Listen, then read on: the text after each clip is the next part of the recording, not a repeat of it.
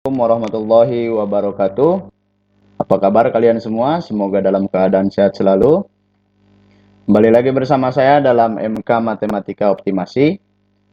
Kali ini kita memasuki pertemuan yang ketujuh.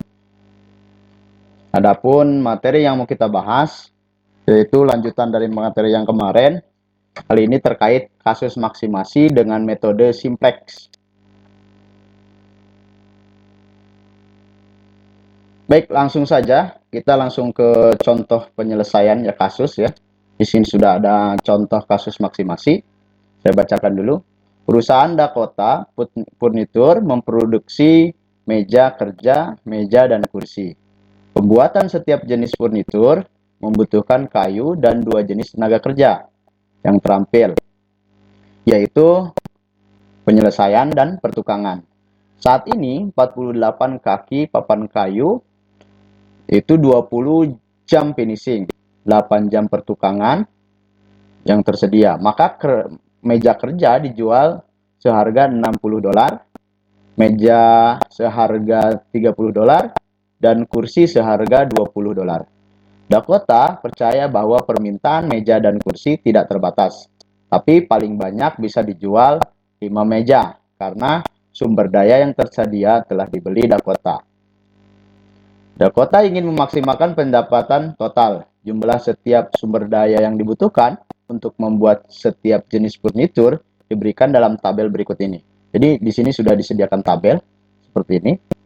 Untuk kayu sendiri, untuk meja kerja 8, mejanya 6, kursi 1. Penyelesaiannya untuk meja 4 jam, meja saja 2 jam, kursi 1,5 jam. Sedangkan untuk pertukangan ini 2, 1,5, dan 0,5 ya. Oke, lanjut. Langkah yang pertama yang harus kita kerjakan yaitu membuat bentuk umum dulu. Dari tabel ini kita bisa menentukan variabelnya ya. Variabel yang pertama yaitu X1, kita asumsikan meja kerja ya. Sedangkan untuk meja sendiri itu X2 dan kursi sendiri ialah X3. Lalu kita akan menentukan fungsi kendalanya ya. Di fungsi kendala di sini untuk X1 meja itu adalah 60 karena dijual tadi dengan harga $60 ya. Di soal yang meja itu dijual dengan $30, sedangkan untuk kursi X3-nya itu dijual dengan $20. Nah, selanjutnya kita akan menentukan fungsi kendala ya. Tadi untuk kayu ya 8x1 dari tabel ini 8x1, 6x2, terus x3-nya kursi itu 1 ya. Sedangkan untuk kayu sendiri itu tersedia 48 ya.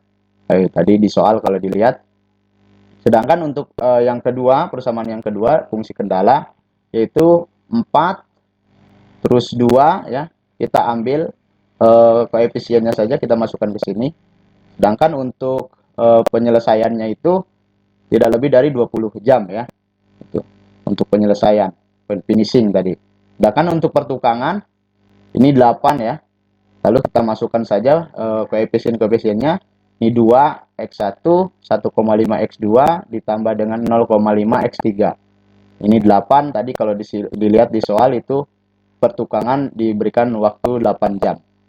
Sedangkan ada tambahan untuk X2 meja sendiri itu tidak lebih dari 5. Ini tambahan jadi ada 4 persamaan di sini ya untuk fungsi kendala. Nah, itu bentuk umum yang nanti kita akan lanjutkan ke langkah 2, membuat tabel simplex. Yang pertama kita akan rubah dulu seperti yang kemarin kita pelajari dari bentuk umum ke bentuk standar. Yang pertama untuk fungsi tujuan kita akan rubah ke bentuk standar menjadi seperti ini. Jadi yang sebelah kanan kita kosongkan, pindahkan ke sebelah kiri semua sehingga menjadi Z dikurangi 60X1 dikurangi 30X2 dikurangi 20X3 sama dengan 0. Lalu kita akan rubah fungsi kendalanya dari bentuk umum ke bentuk standar. Yang pertama tadi yang persamaan pertama yaitu 8X1 ditambah 6X2 ditambah X3 kurang dari sama dengan 348 ya. Nanti kita akan rubah ke dalam bentuk standar. yang dimana ini akan dirubah menjadi persamaan, lalu ditambahkan dengan select variabel ya. Nah, ini jadi seperti ini, 8x1 ditambah 6x2 ditambah x3 ditambah select variabel yang pertama sama dengan 48. Selanjutnya, persamaan yang kedua, 4x1 ditambah 2x2 ditambah dengan 1,5x3 kurang dari sama dengan 20, kita rubah menjadi 4x1 ditambah 2x2 ditambah dengan 1,5x3 ditambah dengan select variabel yang kedua sama dengan 20. Jadi tandanya berubah jadi sama dengan semua ya. Untuk persamaan yang ketiga yaitu 2x1 ditambah dengan 1,5x2 ditambah dengan 0,5x3 kurang dari sama dengan 8. Juga kita rubah dalam bentuk standar sehingga menjadi seperti ini. 2x1 ditambah 1,5x2 ditambah 0,5x3 ditambah dengan s3 select variabel yang ketiga itu sama dengan 8. Dan yang terakhir itu x2-nya kurang dari sama dengan 5. Sehingga bentuk standarnya menjadi x2 ditambah s4 sama dengan 5. Nah, ini kita akan buat tabel simplex-nya seperti yang kemarin. Yang pertama variabel basisnya, terus nilai kanan, dan terakhir indeksnya ya. Di variabel basis ada S1, S2, S3, dan S4 ya. Kalau kemarin cuma S3, sekarang ada tambahan S4-nya. Dan terakhir adalah fungsi kendala Z. Yang di atas kita akan isi dengan X1, X2, X3, terus S1, S2, S3, dan S4. Untuk S1 sendiri, kita ambil koefisien dari sini, fungsi kendala, yaitu pertama 8, ya, terus 6, dilihat yang sini, terus 1, 0 untuk S2-nya 0, ya, S3-nya 0, S4-nya juga 0, karena tidak ada. Untuk nilai kanannya sendiri adalah 48. Selanjutnya untuk S2 kita ambil koefisiennya di persamaan yang kedua yaitu 4 terus 2 1,5 0 untuk S1-nya tidak ada di sini, yang ada S2 maka S2-nya 1, S3 juga 0, S4 0, nilai kanannya adalah 20 ya. Selanjutnya S3 kita ambil juga koefisiennya 2 1,5 0,5 S1-nya 0, S2-nya 0, S3-nya 1, terus S4-nya 0, dan terakhir nilai kanannya adalah 8. Untuk S4 ini 0, untuk S1-nya, X2-nya adalah 1, X3-nya 0, S1-nya adalah 0, 0, 0, dan yang terakhir S1-nya, S4-nya adalah 1. Nilai kanannya di sini tidak ada ya. Nilai kanannya 5 ya di sini. Untuk fungsi kendala sendiri Z-nya itu min 60 ya, yang ini min 60, terus min 30, min 20, dan untuk S1 sampai S4-nya 0. Baik, itu untuk langkah kedua, kita sudah membuat tabel simplex. Selanjutnya kita akan membuat di langkah ketiga itu melakukan iterasi ya. Seperti yang kemarin, melakukan iterasi ada beberapa tahap. Yang pertama, kita akan mencari kolom kunci berdasarkan nilai fungsi tujuan. Nah, ini saya tuliskan lagi, ini. Nah, aturan di cara mencari kolom kunci itu Z maksimal yang ditanyakan, maka kolom kuncinya adalah negatif tertinggi. Ya, di sini negatif tertingginya dilihat di fungsi kendala yaitu min 60 ya, maka ini sebagai kolom kunci ya. X1 ini sebagai kolom kunci. Selanjutnya setelah kita mendapatkan kolom kunci, kita akan mencari baris kunci. Baris kunci ini kita harus mencari indeksnya dulu. Di mana cara mencari indeks itu nilai kunci dibagi kolom kunci. Nilai kuncinya adalah di sini 48, bukan nilai kunci, nilai kanan sini ya. 48 dibagi dengan 8 sama dengan 6. Selanjutnya 20 dibagi dengan 4, ini 20 dibagi dengan 4 sama dengan 5. 8 dibagi 2 sama dengan 4. Nah, untuk yang bernilai 0 dan negatif itu kita abaikan ya. Maksudnya nilai kuncinya jika 0 dan negatif kita abaikan, nggak usah dicari. Ya, berarti kosongkan saja untuk indeksnya. Nah, dari pencarian indeks ini diketahui untuk S1-nya adalah 6, S2-nya 5, dan S3-nya adalah 4. Diambil positif terkecil di sini. Positif terkecil ini adalah 4, terdapat di select variabel yang ketiga. Nah, maka ini disebut dengan baris kunci. Ya. Dan yang terakhir adalah nilai kuncinya. Nilai kunci di sini adalah perpotongan antara kolom kunci dan baris kunci. Jadi kita dapatkan untuk nilai kuncinya adalah 2. Itu langkah iterasi yang pertama. Kita akan lanjutkan untuk mengganti variabel masuk dan variabel keluarnya. Di sini untuk variabel masuk itu adalah X1-nya. Variabel masuk itu adalah kolom kunci ya. Sedangkan untuk variabel yang keluarnya adalah baris kunci. Ini yang S3 berarti. Kita akan ganti ya variabel masuk dengan variabel keluar, maka S3 ini berubah menjadi X1. Langkah selanjutnya, yang kelima, di iterasi ini kita akan mencari nilai baru pada baris kunci. Nilai baru pada baris kunci bisa didapatkan dengan membagi masing-masing baris dengan nilai kunci. Tadi baris yang S3 ya, ini saya tuliskan lagi. Baris S3 ada 2, 1,5, 0,5, 0, 0, 1, 0, 8 ya. Lalu dibagi dengan nilai kunci. Nilai kuncinya sendiri tadi 2. Maka kita akan dapatkan seperti ini.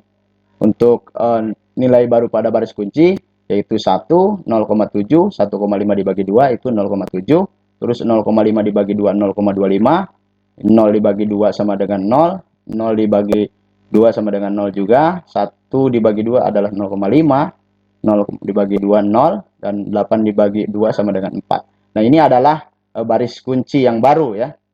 Nah, selanjutnya kita akan mencari nilai baris baru pada baris yang lain. Artinya pada baris S1, S2, S4, dan Z ini kita akan cari caranya seperti yang kemarin. Nilai lama dikurangi dengan nilai baru baris kunci dikalikan nilai kolom kunci. Nah, ini baris lama saya tuliskan kembali. Di S1 adalah 861100048. Nilai barunya di sini adalah yang baris kunci 1, 0,75, 0,25, 0, 0,5, 0 dengan 4 dikalikan dengan nilai kolom kunci. Kolom kuncinya sendiri adalah 8 ya. Jadi bukan 2 lagi, 8. Kolom kunci pada baris S1. Ya, seperti itu. Jadi 8 ini. Kalikan dengan 8 dikurangkan sehingga mendapatkan ini ya.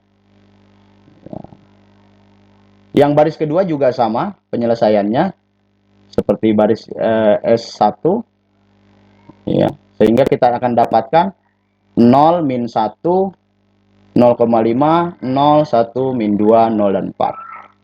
Lalu kita akan cari karena S2-nya sudah, kita akan cari S4-nya. Nah, ini S4 ya, harusnya S4. Nilai lamanya ini, nilai barunya ini dikalikan dengan 0, dikurangkan sehingga menghasilkan ini 0, 1, 0, 0, 0, 0, 1, 5 ya. Kita masukkan ke baris yang keempat ini. Dan yang terakhir adalah fungsi kendalanya yang Z. Baris Z ini yang lamanya adalah ini, dan yang barunya ini dikalikan dengan nilai kolom kunci. Nilai kolom kuncinya adalah min 60 ya. Dikalikan dulu baru nanti dikurangkan dengan yang ini. Baris lama dikurangi dengan yang ini, hasil perkalian ini ya. Hasilnya berarti ini. Nah, ini perhitungannya ya. Kita masukkan ke sini, pindahkan 0, 15, min 5, 0, 0, 30, 0, 20, 240 ya. Nah, ini kita sudah berhasil mengganti semua baris ya dengan baris baru. Maka kita lihat di fungsi kendala apakah dia masih ada min 5, masih ada nilai bernegatif ya, bernilai negatif. Ternyata masih ada. Maka ini belum menghasilkan solusi. Maka kita akan lakukan iterasi yang kedua, sehingga di kolom Z ini ya, di baris Z ini fungsi kendala itu tidak ada lagi yang negatif. Kita akan melakukan iterasi yang kedua. Nah, seperti tugas yang kemarin, kalian melakukan iterasi yang kedua. Langkahnya sebenarnya sama dengan langkah yang pertama, iterasi yang pertama. Yang pertama itu ialah kita cari dulu yang disebut dengan kolom kuncinya ya. Kolom kunci itu diambil dari yang negatif tertinggi. Nah, berarti ini sebagai kolom kunci. Selanjutnya kita akan cari baris kunci baris kunci yang baru adalah kita ambil dari indeks ya, indeks positif yang terendah. Ini kita cari dulu nilai indeks yang ini adalah, kalau ini kan dia negatif, nggak usah kita cari ya. Kalau pada kolom kuncinya 0 dan negatif, nggak usah kita cari. 0,5 ini kita cari karena 3 dan negatif, tidak 0 juga. 4 dibagi 0,5 sama dengan 8. Selanjutnya ini 4 dibagi dengan 0,25 sama dengan 16. Maka kita akan dapatkan nilai baris kuncinya adalah pada S2. Udah ya. Oke, selanjutnya kita akan ganti S2 ini dengan X3 ya. Gitu. Caranya adalah nilai S2 dibagi dengan C3. C3 di sini adalah nilai kuncinya ya. Nilai kuncinya di sini 0,5. Berarti 0 dibagi 0,5, 1 dibagi dengan 0,5 dan seterusnya, sehingga kita akan mendapatkan nilai ini. Masukkan 0, min 2, 1, 0, 2, min 4, 0, 8. Begitu juga untuk baris yang lain, sama seperti langkah iterasi yang pertama. Ini saya sudah tuliskan rumusnya. S1 yang ini, nilai S1 dikurangi dengan X3, X3 yang baru ya, yang ini, dikalikan dengan C3. C3 adalah nilai baris kolom kuncinya ya. Kolom kuncinya berarti kalau di S1 adalah min 1 ya. Nah, seperti itu, sama dengan iterasi yang pertama, sehingga mendapatkan nilai berikut 0, min 2, 0, 1, 2, min 8, 0, 24. Nah, ini juga untuk baris yang X1 ini ya. Kita cari lagi dengan cara yang sama, sehingga mendapatkan nilai-nilai yang ini. Selanjutnya S4 juga sama. Ini rumus-rumusnya ya. Saya sudah tuliskan. Silahkan dicek perhitungannya untuk memperlancar. Nah, ini nilainya. Dan yang terakhir fungsi kendala, ini nilainya. Nah, dilihat di fungsi kendalanya sudah tidak ada lagi yang bernilai negatif, maka ini sudah merupakan solusi dari permasalahan tadi. Kasus maksimasi ya. Dapatkan ini ya. Karena nilai pada baris Z-nya bernilai positif, maka iterasinya dihentikan. Karena sudah mendapatkan nilai atau solusi pada kasus maksimasi ini ya. Dan iterasi 2 juga sudah dihentikan ya. Didapatkan nilai untuk X1-nya di sini X1 itu sama dengan 2. Terus X2-nya sama dengan 0, X3-nya sama dengan 8 dan Z-nya 280. Maksudnya di sini X1 itu ini X1 ya, bukan ke sini. Di sini X1-nya adalah 2. Nah, X2-nya tidak ada di sini ya. X2-nya berarti 0. Karena yang didapatkan hanya X1 dan X3. X2-nya sama dengan X1-nya sama dengan 2, X2-nya tidak ada di baris, lihat.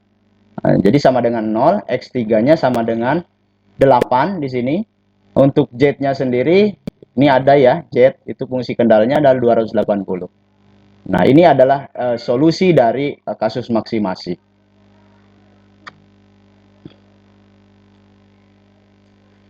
Nah, selanjutnya bisa kita buktikan, dimasukkan nilai-nilai ini dimasukkan ke dalam fungsi kendala ya. Jadi fungsi kendalanya tadi adalah 60x1 ditambah dengan 30x2 ditambah dengan 20x3. Kita masukkan nilai x1-nya adalah 2. 60 dikali dengan 2 120 ditambah dengan 30x2-nya karena 0 dikalikan 0 ya 0 ya. Ditambah dengan 20 dikalikan 8 160. 120 ditambah 160 sama dengan 280. Nah, ini didapatkan fungsi kendalanya 280. Maka uang yang didapatkan oleh Dakota tadi bernilai $280 ya. Jadi keuntungan maksimalnya. Ini disebut dengan kasus maksimasi. Baik, itu saja mungkin untuk materi kali ini. Silahkan dikerjakan tugas 7 yang nanti akan dikirim di kolom penugasan.